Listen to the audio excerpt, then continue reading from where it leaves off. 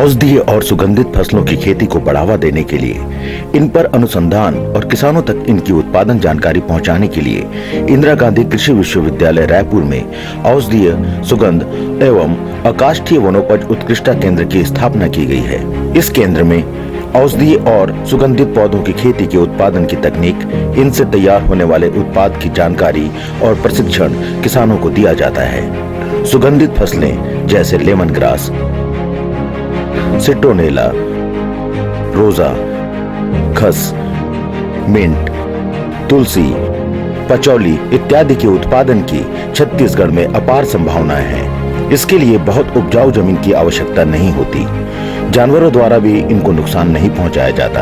अधिकतर सुगंधित फसलों को एक बार लगाने के बाद 4-5 वर्षों तक उत्पादन लिया जा सकता है, अर्थात बार बार लगाने की आवश्यकता नहीं होती।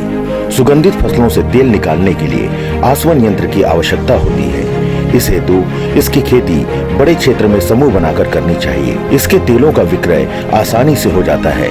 इनके तेलों का उपयोग कई प्रकार के उत्पाद जैसे साबुन, अगरबत्ती, सौंदर्य प्रसाधन सामग्री, सुगंधित मोमबत्ती, पान मसाला इत्यादि में होता है। स्व सहायता समूह द्वारा भी इसके तेल के उपयोग से कम लागत लगाकर घर पर ही सुगंधित साबुन और अगरबत्ती बनाकर अपनी आय में वृद्धि की जा सकती है। केंद्र द्वारा समय समय पर इस हेतु प्रशिक्षण दिया जाता है। इसको बनाने की तकनीक सरल है और महिलाएं 1-2 दिन के प्रशिक्षण उपरांत आसानी से कम लागत लगाकर यह कार्य प्रारंभ कर सकती हैं। बार तैयार करने के लिए विभिन्न प्रकार के सांचे, बर्तन, packaging, sealing machine, gas cylinder, इंसन आदि को एक बार खरीदने की आवश्यकता होती है। साबुन बनाने के लिए सोप बेस, रंग, ग्लिसरीन बाजार में आसानी से उपलब्ध हो जाते हैं। सुगंधित तेल, lemon grass essential oil, mint essential oil, तुलसी एसेंशियल ऑयल, खस एसेंशियल ऑयल और एलोवेरा जेल उत्कृष्टता केंद्र से प्रदान किया जाता है। बनाते समय सर्वप्रथम सोप बेस को तरल बनाने के लिए गर्म किया जाता है। फिर इसमें एलोवेरा जेल, ग्लिसरीन, सुगंधित तेल जैसे लेमन ग्रास, मिंट, खस, तुलसी या रोजा ग्रास और रंग अनुशंसित मात्रा में मिलाया जाता है।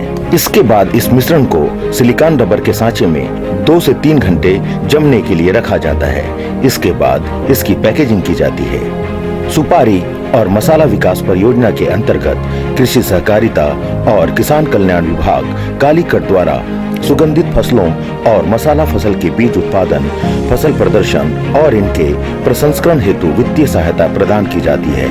इसकी खेती और प्राप्त होने वाले उत्पादों का मूल्य संवर्धन का प्रशिक्षण समय समय पर दिया जाता है। दिए गए प्रशिक्षणों में सुगंधित पौधों और मसालों की खेती के अलावा सुगंधित तेलों में बात बार और अगरबत्ती बनाने का प्रशिक्षण दिया गया।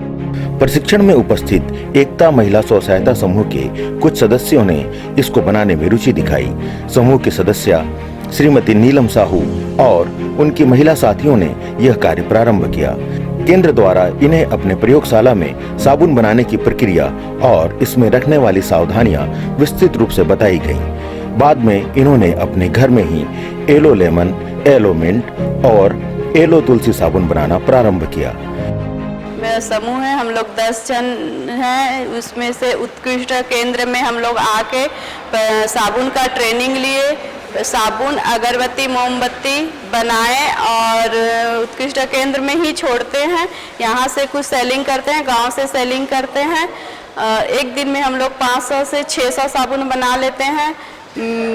इससे हम लोग को अच्छा फायदा होता है घर बैठे बैठे। इस सुगंधित बात बार के निर्माण में सुगंध हेतु किसी भी प्रकार के सिंथेटिक तेल का उपयोग न कर सुगंधित फसलों से प्राप्त तेलों का प्रयोग किया जाता है। इस कारण लोग इसे काफी पसंद कर रहे हैं। प्रति बात बार निर्माण लागत लगभग 18 से 20 रुपए आती है और बाजार में इसे 30 रुपए में विक्रय किया जाता है।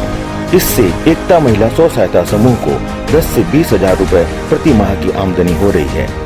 साबुन बनाने का कार्य कम लागत में ही किया जा सकता है। इसमें कम समय की आवश्यकता होती है।